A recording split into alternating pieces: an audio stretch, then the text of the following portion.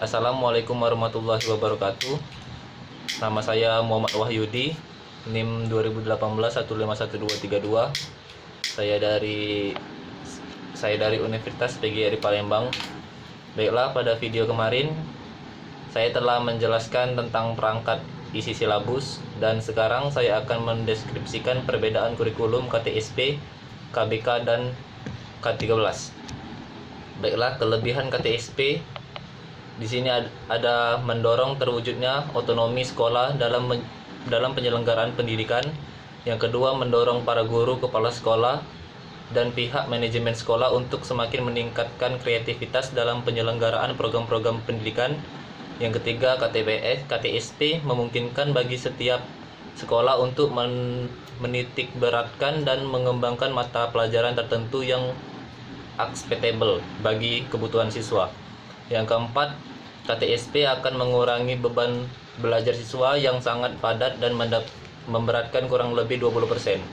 Dan yang terakhir, KTSP memberikan peluang yang lebih luas kepada sekolah-sekolah plus untuk mengembangkan kurikulum sesuai dengan kebutuhan.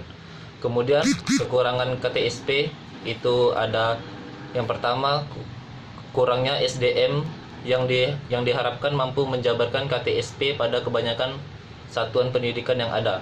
Yang kedua, kurangnya ketersediaan sarana dan prasarana pendukung sebagai kelengkapan dari pelaksanaan KTSP. Yang ketiga, masih banyak guru yang belum memahami KTSP secara komprehensif, baik konsepnya, penyusunannya maupun praktiknya di lapangan. Dan yang keempat, penerapan KTSP yang merekomendasikan pengurangan jam pelajaran akan berdampak berkurangnya pendapat guru. Kemudian kelebihan kurikulum 2013 itu lebih menekankan pada pendidikan karakter. Selain kreatif dan inovasi, pendidikan karakter juga penting yang nantinya terintegrasi menjadi satu. Kelebihannya itu, yang pertama, asumsi dari kurikulum 2013 adalah tidak ada perbedaan antara anak desa atau kota. Seringkali anak di desa cenderung tidak diberi kesempatan untuk memaksimalkan potensi mereka. Yang kedua, merangsang pendidikan siswa dari awal, misalnya melalui jenjang pendidikan anak usia dini. Dan yang ketiga, kesiapan terletak pada guru.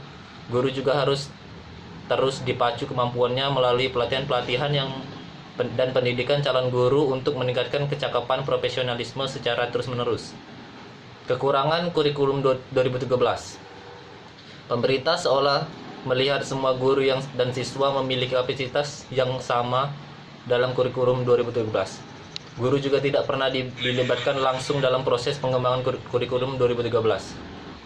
Kekurangannya itu ada: satu, tidak ada keseimbangan antara orientasi proses pembelajaran dan hasil dalam kurikulum 2013. Keseimbangan sulit dicapai karena kebijakan ujian nasional UN masih diberlakukan. Dan yang kedua, pengintegrasian mata pelajaran IPA dan IPS dalam mata pelajaran bahasa Indonesia untuk Jepang untuk jenjang pendidikan dasar tidak tepat karena rumput ilmu pelajaran-pelajaran tersebut berbeda. Kemudian kelebihan dan kekurangan KBK. Kelebihan KBK menurut Hashim 2003, KBK merupakan salah satu kurikulum yang diberikan kontribusi besar terhadap pengembangan potensi peserta didik secara optimal berdasarkan prinsip-prinsip konstruktivisme, asal implementasinya benar. Beberapa kelebihan KBK.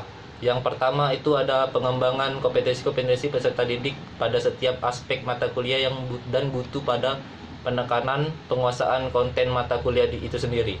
Yang kedua ada pengembangan pembelajaran yang pusatnya pada mahasiswa, student centered. Mahasiswa dapat bergerak aktif secara fisik ketika proses pembelajaran berlangsung dengan memanfaatkan indera seoptimal mungkin dan membuat seluruh tubuh serta pikiran terlibat dalam proses pembelajaran. Yang ketiga, dosen diberi kewenangan untuk menyusun silabus yang disesuaikan dengan situasi dan kondisi perguruan tinggi daerah masing-masing. Yang keempat itu ada bentuk pelaporan hasil belajar, memaparkan setiap aspek dari suatu mata kuliah, memudahkan evaluasi dan memperbaiki terhadap kekurangan peserta didik. Yang kelima, pendidikan yang menekankan pada proses memungkinkan peserta didik untuk mengeksplorasi kemampuan secara optimal dibandingkan dengan penelitian dan yang terfokus pada konten. Dan kelemahan KBK itu menurut Hashim 2003, kelemahan yang ada pada penerapan KBK. Hal ini disebabkan beberapa permasalahan, antara lainnya: 1. Paradigma dosen dalam pembelajaran KBK masih seperti kurikulum sebelumnya yang lebih pada teacher centered. Yang kedua, kualitas dosen. Yang ketiga, sarana dan prasarana pendukung pembelajaran yang belum memadai. Yang keempat, kebijakan pemerintah yang setengah hati. Kelemahan KBK dari sisi isi kurikulum. 1. Kurikulum dan hasil belajar indikator sudah disusun.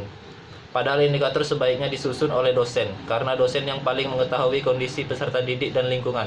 Yang kedua, konsep KBK sering mengalami perubahan termasuk pada urutan standar kompetensi dasar, sehingga menyulitkan dosen untuk merancang pembelajaran secara keterlanjutan. Baiklah, itulah kelemahan dan kelebihan dari KBK, dari kurikulum KBK, kurikulum K13 dan kurikulum KTSP. Bila ada salah, saya mohon maaf. Wassalamualaikum warahmatullahi wabarakatuh.